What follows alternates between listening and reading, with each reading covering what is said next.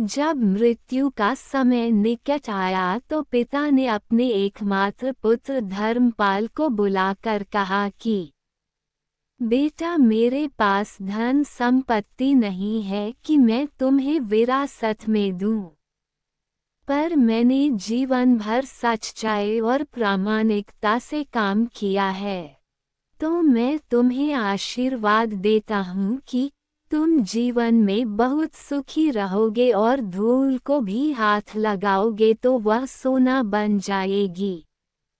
बेटे ने सिर झुकाकर पिताजी के पैर छुए। पिता ने सिर पर हाथ रखकर आशीर्वाद दिया और संतोष से अपने प्राण त्याग कर दिए। अब घर का खर्च बेटे धर्मपाल को संभालना था। उसने एक छोटी सी ठेला गाड़ी पर अपना व्यापार शुरू किया। धीरे धीरे व्यापार बढ़ने लगा। एक छोटी सी दुकान ले ली। व्यापार और बढ़ा। अब नगर के संपन्न लोगों में उसकी गिनती होने लगी। उसको विश्वास था कि यह सब मेरे पिता के आशीर्वाद का ही फल है, क्योंकि उन्होंने जीवन में दुख उठाया पर कभी धैर्य नहीं छोड़ा, श्रद्धा नहीं छोड़ी, प्रामाणिकता नहीं छोड़ी। इसलिए उनकी वाणी में बल था और उनके आशीर्वाद फलीभूत हुए और मैं सुखी हुआ। उसके मुंह से बार बार यह बात निकलती थी। एक दिन एक मित्र ने पूछा, तुम्हारे पिता में इतना बल था तो वह स्वयं संपन्न क्यों नहीं हुए, सुखी क्यों नहीं हुए? धर्मपाल ने कहा, मैं पिता की ताकत की बात नहीं कर रहा हूँ, मैं उनके आशीर्वाद की ताकत की बात कर रहा हूँ। इस प्रकार वह बार बार अपने पिता के आशीर्वाद की बात करता तो लोगों ने उसका नाम ही रख दिया बाप का आशीर्वाद। धर्मपाल को इससे बुरा नहीं लगता। वो कहता कि मैं अपने पिता के आशीर्वाद के काबिल निकलूं, यही चाहता हूँ। ऐसा करते हुए कई साल बीत गए। वह विदेशों में व्यापार करने लगा। जहाँ भी व्यापार करता उससे बहुत लाभ होता। एक बार उसके मन में आया कि मुझे लाभ ही लाभ होता है, तो मैं एक बार नुकसान का अनुभव करूं। तो उसने अपने एक मित्र से पूछा कि ऐसा व्यापार बताओ कि जिसमें मुझे नुकसान हो। मित्र को लगा कि इसको अपनी सफलता का और पैसों का घमंड आ गया है। इसका घमंड दूर करने के लिए इसको ऐसा धंधा बताऊं कि इसको नुकसान ही नुकसान हो।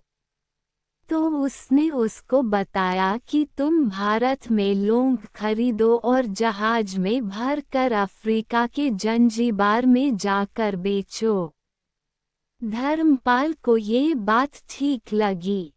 जंजीबार तो लौंग का देश है। वहाँ से लौंग भारत में लाते हैं और यहाँ 10-12 गुना भाव पर बेचते हैं। भारत में खरीद करके जंजीबार में बेचें तो साफ नुकसान सामने दिख रहा है। परंतु धर्मपाल ने तय किया कि मैं भारत में लौंग खरीद कर जंजीबार खुद लेकर जाऊंगा। देखूं कि पिता के आशीर्वाद कितना साथ देते हैं। नुकसान का अनुभव लेने के लिए उसने भारत में लौंग खरीदे और जहाज में भरकर खुद उनके साथ जंजीबार द्वीप पहुंचा। जंजीबार में सुल्तान का राज्य था।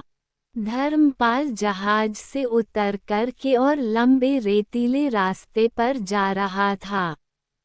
वहाँ के व्यापारियों से मिलने को उसे सामने से सुल्तान जैसा व्यक्ति पैदल सिपाहियों के साथ आता हुआ दिखाई दिया। उसने किसी से पूछा कि ये कौन है। उन्होंने कहा, ये सुल्तान है। सुल्तान ने उसको सामने देखकर उसका परिचय पूछा।